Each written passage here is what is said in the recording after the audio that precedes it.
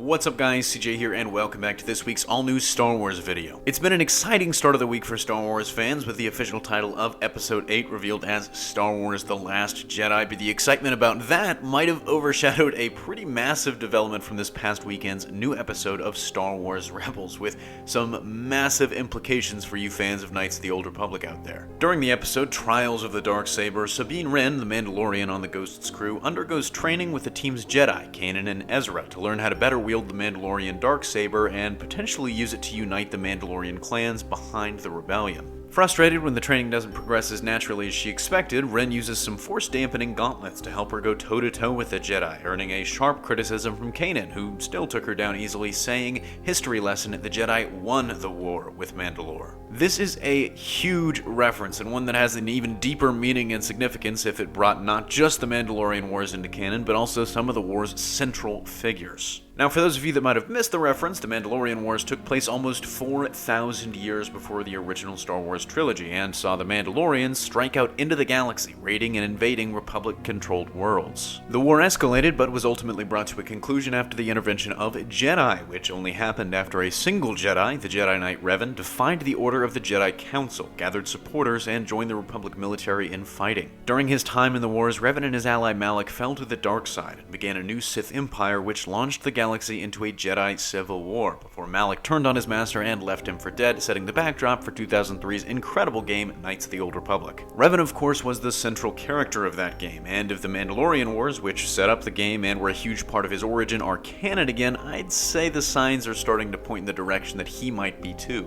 Interestingly enough, Revan was very close to appearing in the Clone Wars alongside Darth Bane in the episode Ghosts of Mortis from Season 3. The two Sith were supposed to be the driving factors behind the Sun's turn to evil. However, the scene never made it into the show as it was cut by, guess who, George Lucas himself, because he felt it conflicted with his idea of the Force and how it worked. You can check out the link in the description below. It's actually a pretty cool scene, but man, it is hard to imagine what might have been if the scene had just been in there, as Revan's status in the new canon, the is he or isn't he, is still one of the biggest debates in the Star Wars community to this day. Personally, I think the Mandalorian Wars reference, while it isn't an out-and-out confirmation of Revan, is close enough in my mind that I consider the question settled. He is canon. But that's just my opinion. I have no impact on the decision making on what's canon and what's not, what's in the new EU and what's in the older Legends EU. But I want to know what you think. Let me know your thoughts on the new information in the comment section down below. Don't forget to smash that like if you like what you saw, and subscribe for more great content every single day. Signing off, this is CJ, and I'll see you next time.